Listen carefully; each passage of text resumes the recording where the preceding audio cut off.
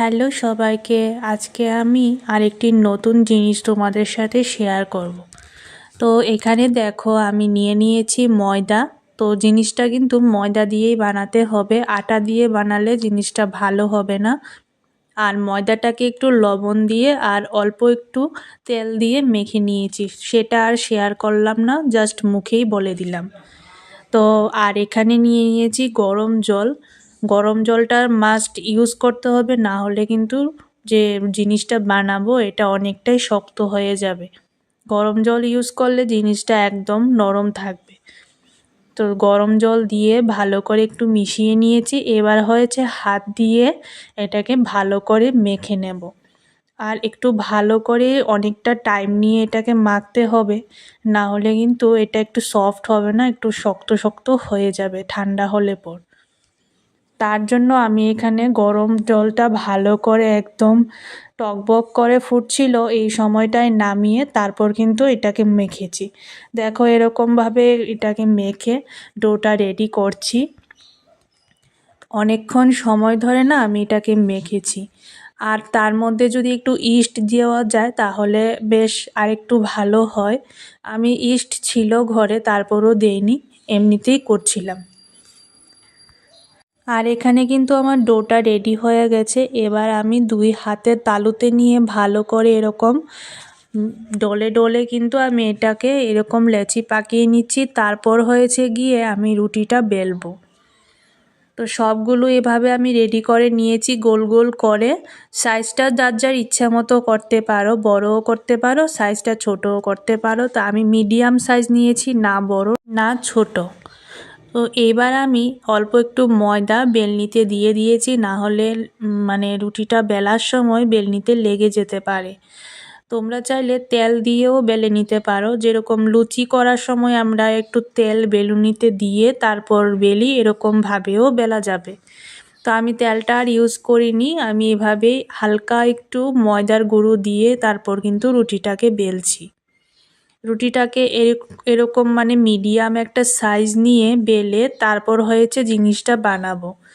তো দেখতে থাকো তোমরা।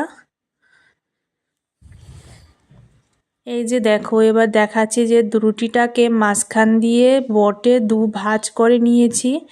তারপর হয়েছে কোনাকুনিভাবে এরকম তিন কোনা ত্রিভুজের আকৃতি দিয়ে তারপর কিন্তু আমি আবার এটাকে বেলে নেব।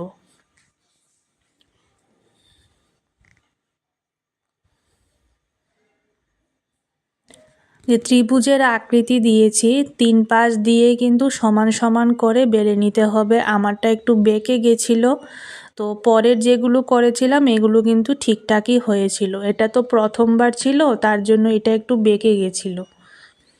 তো আমি তিনটাই বানিয়েছিলাম, যেহেতু আমরা তিনজন, তিনটাই বানিয়েছিলাম। তো দেখো এভাবে করে সবগুলো কিন্তু আমি এরকম ভাবেই মানে এরকম সাইজেই সবগুলো বেলবো আর এরকম শেপ দিয়ে কিন্তু সবগুলো বানাবো। তো আমার সবগুলো বলতে তিনটাই বানিয়েছিলাম। আমার সবগুলো রেডি হয়ে গেছে। এখানে আমি এই যে তাওয়া বসিয়ে দিয়েছি, আর ডিম লাগবে, দুইটা ডিম নিয়ে নিয়েছি, ঘি নিয়েছি, আর হয়েছে এই যে দেখো তিনটা রেডি করে নিয়েছি, আর বাকিগুলো থাকবে। একই শেপের দিয়েছি তিনটা। আর এই ঘি দিয়ে কিন্তু আমি রুটিটা বানাবো। এখানে কোনো তেল ইউজ করব না, সবটাই ঘি দিয়ে হবে। তো তাওয়ার মধ্যে ফার্স্টে আমি ঘিটা দিয়ে দিচ্ছি, ঘিটা একটু মিশিয়ে তারপর কিন্তু আমি রুটিটা করব। আর ঘিটা না ফ্রিজে ছিল, তার জন্য একদম জমে আছে। তো তাওয়াতে দেওয়ার পর দেখো একদম গলে গিয়েছে। তো এই যে প্লেটের মধ্যে আমার ডিমটা এভাবে নেওয়ার কারণটাই হয়েছে, আমি রুটিটাকে ডিমটার উপরে এরকমভাবে বারবার করে এপিট ওপিট করে ডুবিয়ে তারপর হয়েছে তাওয়ার মধ্যে দেব। বাটির মধ্যে যদি ডিমটা নিতাম তাহলে তো আর এভাবে হতো না, তার জন্য আমি একটা ছড়ানো জায়গায় ডিমটা নিয়ে নিয়েছি। তো ব্যাস, দুই দিকে আমি কিন্তু ডুবিয়ে ডুবিয়ে দিয়ে দিয়েছি। তারপর হাতে করে একটু পেঁয়াজ আর লঙ্কা নিয়ে এভাবে ডিমের উপরেও দিয়ে দিয়েছি। তো দেখো ব্যাস আমার কিন্তু এটা এক পিঠ হয়ে গিয়েছে, তারপর আমি উল্টে আবার আরেক পিঠ দিয়েছি। এভাবে করে কিছুক্ষণ গ্যাসের যে স্টিমটা আছে একটু কমিয়ে দিয়ে তারপর এটাকে ভালো করে ভেজে নেব। যেহেতু এটা আমি মানে 2বার ভাঁজ করে করে তারপর করেছি, তার জন্য রুটিটা অনেকটাই ভারী হয়েছে। তো কিছুক্ষণ সময় নিয়ে এটা স্টিমটা না কমিয়ে করলে রুটির ভিতরটা কাঁচা থাকবে। আর অবশ্যই চেষ্টা করবে এটাকে ঘি বা বাটার দিয়ে বানানোর। ঘি দিয়েও করা যাবে, বাটার দিয়েও করা যাবে, তাহলে জিনিসটা খেতে অনেকটাই স্বাদ হবে।